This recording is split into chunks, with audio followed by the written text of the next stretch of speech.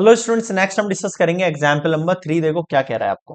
Mister x plans to save amount for higher studies of his son require after 10 year. 10 साल के बाद उसे पैसों की नीड है। He expects the cost of these studies to be 1 lakh rupees मान के चल रहा है वो। और should he save at the beginning of each year of the accumulate of the amount at the end of 10 year. मतलब उसको साल के शुरुआत में how much should he save, वो कितने पैसे beginning of each year cumulate करे कि साल के 10 साल बाद उसको 12% के इंटरेस्ट से इतना रुपया मिल जाए। आया कुछ समझ में?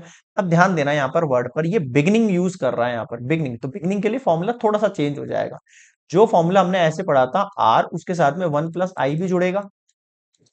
1 प्लस आई की पावर एन माइनस 1 अपॉन में आई। हमने जो अभी इससे पहले पढ़ा था एट द एंड वाला पढ़ा था केवल, उसमें ये 1 प्लस आई नहीं आता, इसमें ये 1 प्लस आई भी आ जाएगा। फॉर्मूले का थोड़ा ध्यान दे ले। अब वैल्यूज क्या क्या गिवन है आपको वो लिख लो पहले तो आप। देखो गिवन वैल्यूज में अमाउंट आपको गिवन है कि उसको भाई 1 लाख रुपीज जोड़ने है ना। फिर आपको एन का वैल्यू गिवन है, 10 ईयर्स है, ठीक है। फिर आपको वन एन की वैल्यू कितनी हो गई आपके पास, 10 हो गई। आपको आई का वैल्यू गिवन है 12/100 यानी कि 0.12। ठीक है, अब लगा दो इनको आप। देखो इस फॉर्मूले में अगर मैं इसको पुट करता हूँ वैल्यूज को, तो मेरे पास ए का वैल्यू कितना है, 1 लाख रुपीज है। आर का वैल्यू हमें फाइंड करना है 1 प्लस आई यानी 1 प्लस 0.12। और यहां आ जाओ 1 प्लस 0.12 पावर में आ गया आपके पास 10 - 1 अपॉन में 0.1। ठीक है, अब आप थोड़ा सा गौर करना है यहाँ पर, अपन इसको थोड़ा सा आसान बना देते हैं। ये जो वैल्यू और ये जो वैल्यू है सेम ही है, तो ये अंदर मल्टीप्लाई हो जाएगी, ये वैल्यू इससे बिल्कुल हो जाएगी। अगर इससे मल्टीप्लाई होगी तो 1 से भी मल्टीप्लाई होगी, यानी 1 प्लस 0.12 की पावर, यहाँ पर 1 है यहाँ पर 10 है तो ये हो गया 11। और जब 1 से मल्टीप्लाई हुआ तो as it is 1 plus 0.12 upon में 0.12। अब आप इसको थोड़ा सिंप्लीफाई कर लो, ये हो गया है 1.12। ठीक है, पावर में 11 माइनस 1 प्लस ऐड करें इसमें 1.12 अपॉन में 0.12। आया कुछ समझ में? बिल्कुल सर। सो ये वाला कैलकुलेशन आपको अब लगाना है। अब इस कैलकुलेशन को कैसे लगाएंगे भाई, आ जाओ पहले इसको नेक्स्ट स्लाइड में ले लेते हैं अपन। एक मिनट। Okay okay. अब देखो, अब आपको लॉग सॉल्व करना है तो पहले मैं लेट कर लेता हूं। यहां पर देखो x इक्वल्स टू 1.12 और इसकी पावर 11। अब लॉग लगाएंगे बोथ साइड तो आपको पता है ये पावर आगे आ जाती है, सब 11th में पढ़ चुके हो आप। लॉग 1.12, अब 11th की क्लास में आप चाहो तो देख लो, बुक्स वगैरह आपके पास हो तो लॉग 1.12 की वैल्यू लिखनी है। मैं डायरेक्टली लिख रहा हूँ यार, लॉग वगैरह की टेबल्स वगैरह नहीं कराऊंगा मैं आपको, क्योंकि वो 11th में हो चुकी है सारी की सारी। आप चाहो तो प्लेलिस्ट में जाके चेक कर सकते हैं। लॉग 1.12 की वैल्यू कितनी हो जाएगी, 0.0492। मैं डायरेक्ट वैल्यू लिख रहा हूँ।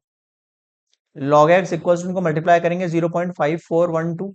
एंटी लॉग लग जाएगा इस साइड, आपको पता ही है anti log of 0.5412। Anti log solve करोगे तो 3.477 आपके पास एक्स का वैल्यू आ जाएगा। यानी एक्स का वैल्यू जो कि 1.12 की पावर 11 था, वो इक्वल हो गया 3.477 से। आया कुछ समझ में? ठीक है। अब वैल्यूज क्या क्या हो गई है देखो, 1000000 इक्वल्स टू आर 1.12, इसकी वैल्यू जो हो गई है वो हो गई है 3.477। माइनस करना है इसमें से ये वैल्यू और अपॉन में है 0.1। अब माइनस करो 3.477, इसमें से माइनस करो 1.12 और ये जीरो। देखो यहाँ 7 आया, 7 में से 2 गया 5 गया, 4 में से 1 गया 3 आया, 3 में से 1 गया 2 आया। ठीक है, तो वैल्यू कितना हो जाएगा यहाँ पर 2.357 अपॉन में 0.12। अभी हटा देता हूं मैं यहां से ये।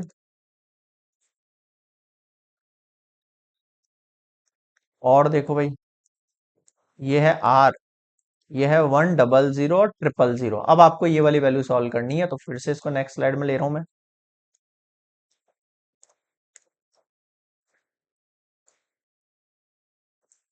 ओके, अब क्रॉस मल्टीप्लाई कर दो भाई आप।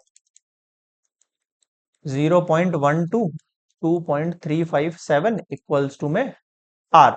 ठीक है, ऊपर नीचे वैल्यू भेजोगे और डिवाइड करोगे तो आपके पास आर का वैल्यू बन जाएगा 5091.22 रुपीज। तो मैं लिख सकता हूं यहां पर hence how much should he save?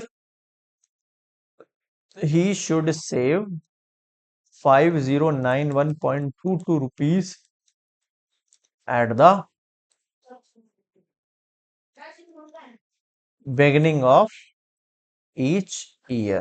बताओ समझ में आया क्या? क्लियर है यहाँ पे? So this is complete example number 3। Next हम मिलेंगे एक्सरसाइज 12.2 पर। और कोई भी डाउट लगे आप लोगों को तो कमेंट्स में बता सकते हो आप मुझे, या फिर मेल कर सकते हो gajwakr@gmail.com पर। प्लीज यार जो भी स्टूडेंट्स न्यू है, लाइक शेयर सब्सक्राइब जरूर करना गजवाकर अकेडमी एसोसिएशन को। दिस एनजीओ फॉर्म जो भी कलेक्शन होगा वो सारा का सारा जाएगा जो भी नॉट अफोर्डेबल एजुकेशन वाले स्टूडेंट्स हैं या गवर्नमेंट स्कूल के कुछ बच्चे हैं उनके लिए। So please help us. मिलते हैं नेक्स्ट एक्सरसाइज 12.2 के साथ। तब तक के लिए गुड बाय।